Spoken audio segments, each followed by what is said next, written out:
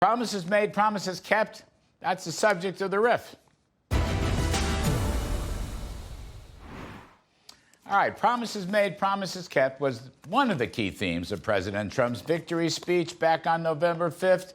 When you look at the cabinet appointments so far, it's very clear he's making good on one major promise: shake up the Washington, D.C. establishment.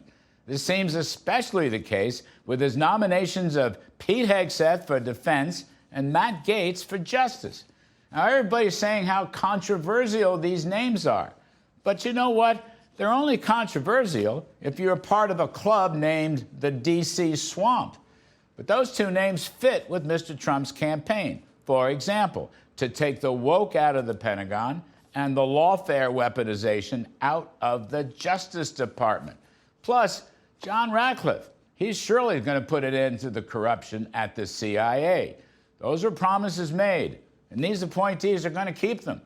The same goes for appointing tough guy Tom Homan to be border czar, because closing the border and deporting criminals and terrorists was an absolute key ingredient in the Trump campaign. Ditto for Kristi Noem, who is another outsider taking over DHS. The fact is, as Newt Gingrich has written, so far, most of Mr. Trump's picks are newcomers.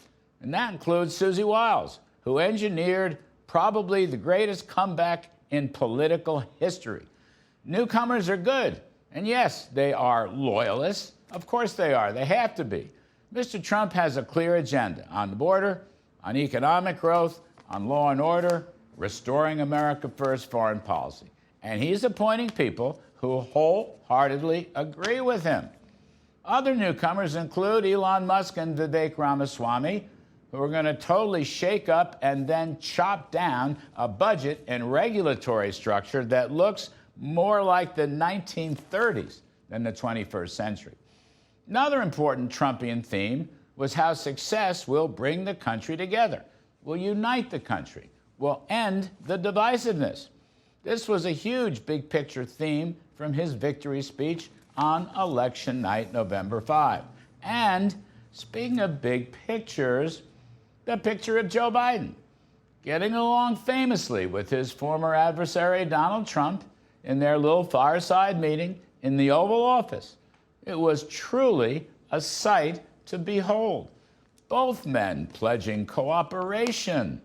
And you know, folks, if you look carefully, pictures worth a million words, President Biden especially seemed the happiest anybody has seen him in years. So I just can't get this thought out of my head. Maybe Joe Biden voted for Donald Trump after all. Think of it. And that's the riff.